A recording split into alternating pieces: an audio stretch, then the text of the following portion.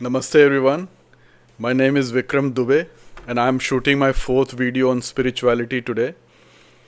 In my previous three videos, I have spoken about my meditation practice and Naam Jap. So just bit about myself, just in case you are just watching this video for the first time or my video for the first time. So I've been practicing various forms of meditations for over 35 years now with very good benefit. So because of meditation, I've always been very calm and relaxed and loving, respectful, peaceful, joyful. And for the last over 2 years, I've been practicing Naam Jap. So Naam means God's name and Jap means to chant. So I've been chanting Bhagwan Ram's name or Lord Ram's name. So I just chant Ram, Ram, Ram, Ram, Ram, Ram as much as I can every day. And I've derived very good benefit from Naam Jap, because when I used to meditate, even though I was always very calm and relaxed and joyful, but there was something missing. And that missing bit was connection with the divine. So now when I chant Ram, Ram, Ram, Ram, I feel a connection with the divine. And if you listen to my previous videos, if you watch my previous videos, I've said that there is only, or divine soul is the only reality. Only divine soul exists. And we think we exist because of our ego or identity or ego. But in reality, only divine soul exists. But that is very complex, because we need to do a lot of sadhana or spiritual practice to experience that reality. And I'm beginning to experience it. So I haven't fully experienced it yet. I'm not fully enlightened. I'm fairly enlightened, and this is what I've been saying in all my videos. I'm fairly enlightened, not fully enlightened. And I'm beginning to experience the divine reality. And it has changed my life. I've become a better person. I've become more joyful, more peaceful, more loving and respectful. So I've experienced that. And people who are close to me, they've also experienced this transformation in me. So in today's video, I'm just going to talk about Vedas and Upanishads. So Vedas are ancient Indian knowledge, spiritual knowledge, and Vedas were they are not human. They are not a human construct. They were revealed to rishis or divine seers. So divine seers or rishis experienced Vedas thousands of years ago, and the Vedas were transmitted orally. So there has been a very strong oral tradition in India. So these Vedas were transmitted orally for thousands of years, and then a few thousand years ago they were compiled into books. And these are the most ancient, not just Indian, but the world's most ancient books. So these are the Vedas. There are 4 Vedas. And Upanishads are also called Vedant. So Vedant. Vedant means Vedant. So Ant means end or culmination. So Vedant is the culmination of Vedas. So it has all the knowledge of the Vedas. And it's the essence of Vedas. So Vedant, end of Vedas.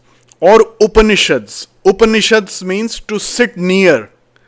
So actually it means to sit near a guru, to listen to the knowledge. So Upanishad is to sit near a guru actually. So there are 108 Upanishads, but there are 10 or 11 principal Upanishads. So I bought this book, I think a few years ago, 3 or 4 years ago. It's called The Upanishads, and it's by Eknath Easwaran. So it's a really good book and Eknath ji talks about 11 Upanishads. So So this is a really good book. And I just bought another book on Upanishads. It's a very small book. It's written by Swami Paramananda. And it talks about 3 Upanishads. But it's also a very good book. I bought this book, I think, couple of weeks ago. So these are fascinating books. And the essence of Upanishad is there is Brahman or divine reality or divine soul, and there is Atman or individual reality or individual soul. Now there are generally 2 schools of thought on Brahman and Atman.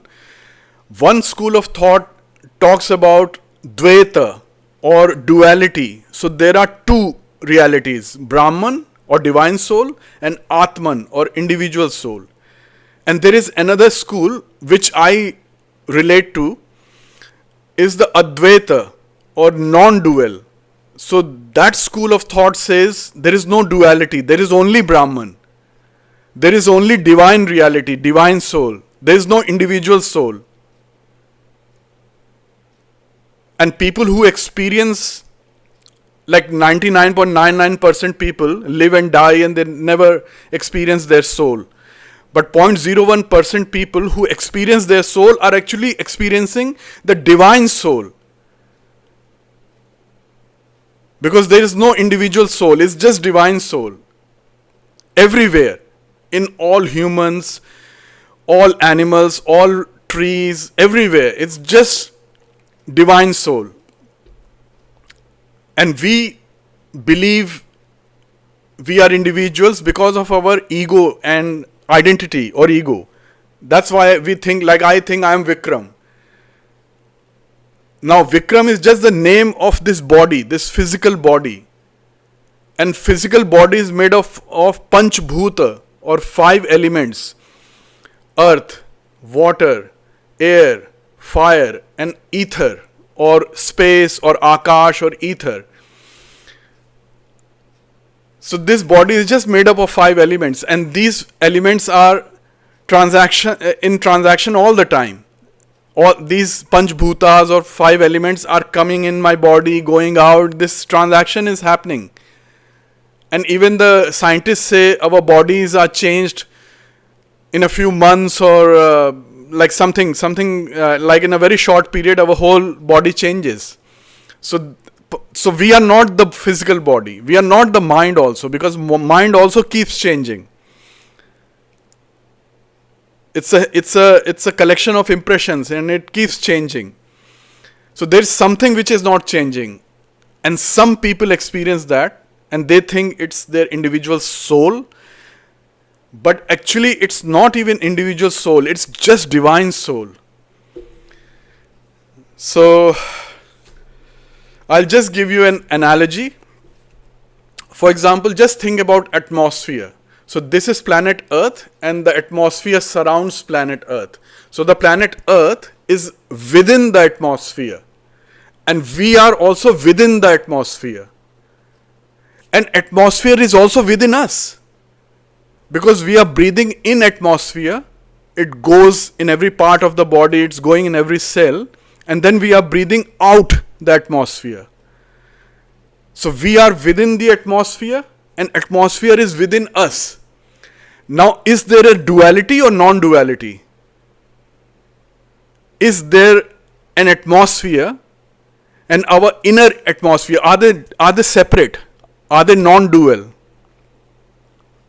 Or is it just the atmosphere which is within us?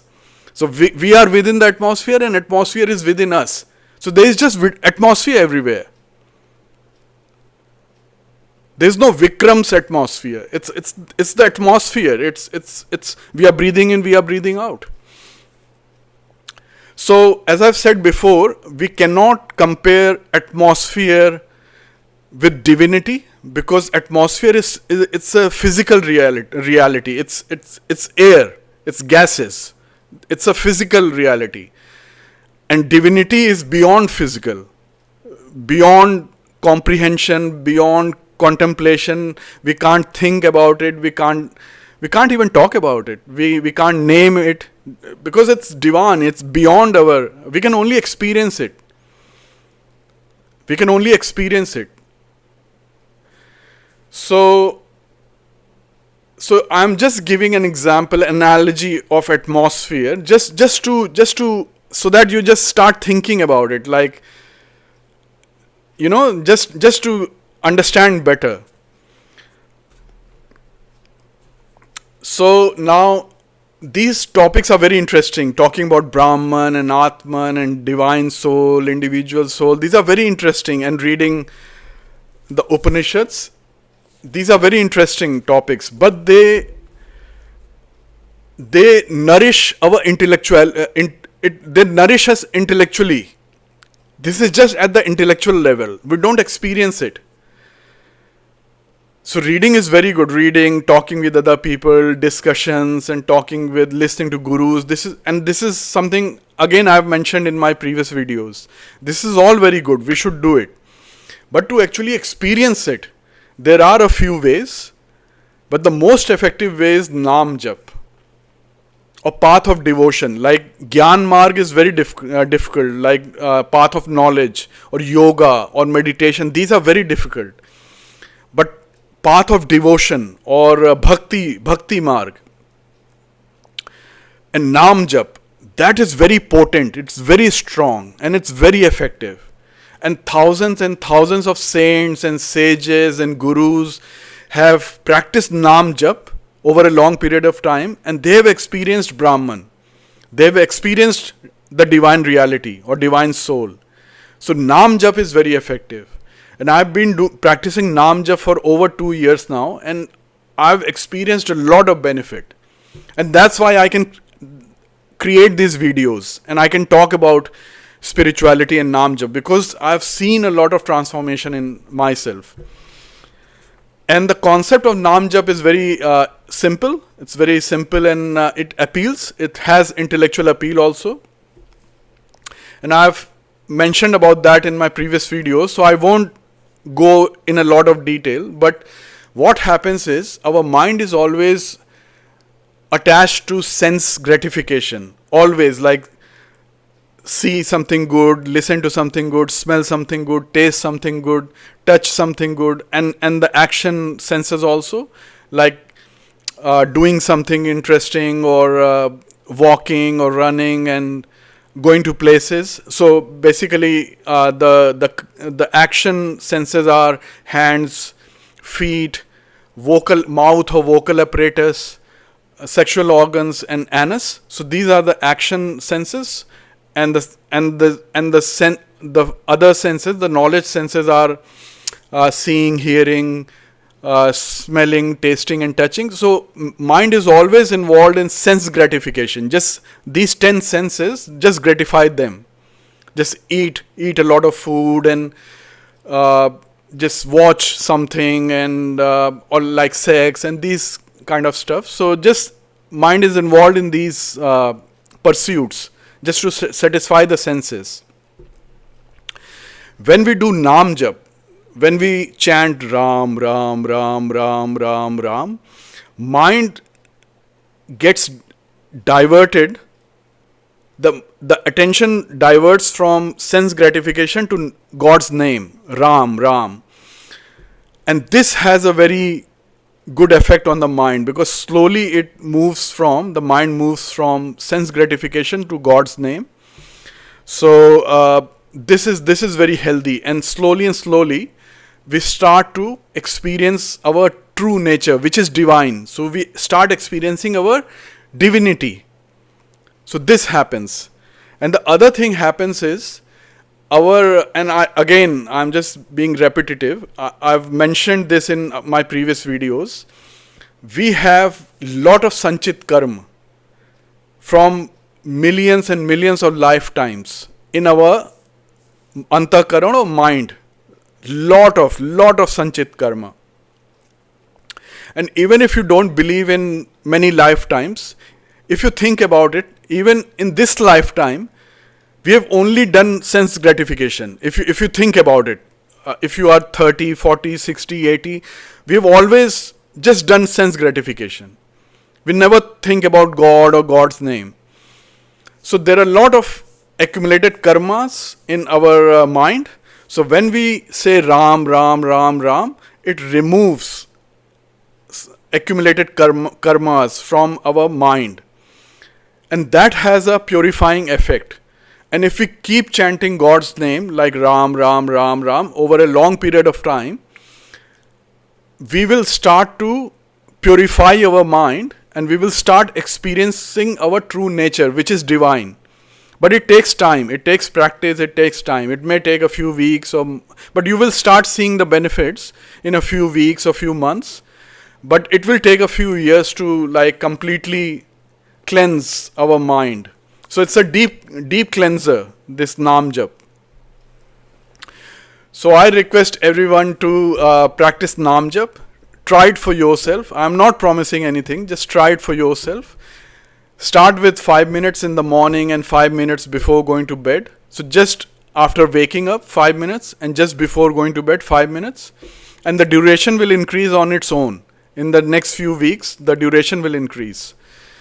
And your mental and physical health will improve, your spiritual health will improve, and you will become more joyful, peaceful, loving, respectful, calm, relaxed. These experiences will happen, and they have happened to me. They will happen to anyone who practices Naam Jap. So I'll end this video here. Thank you very much for watching this video. And if you liked this video, please click on the like button. Please share with your friends. Subscribe my channel. And just write comments. If you want some more information on some like on spirituality or Naam Jap, please ask questions. Or just write comments, positive comments or constructive criticism. All the comments are welcome. And I'll respond to all the comments, and I'll post another video in about a week's time. Until then, stay healthy, stay peaceful, stay happy. Thank you very much. Namaste.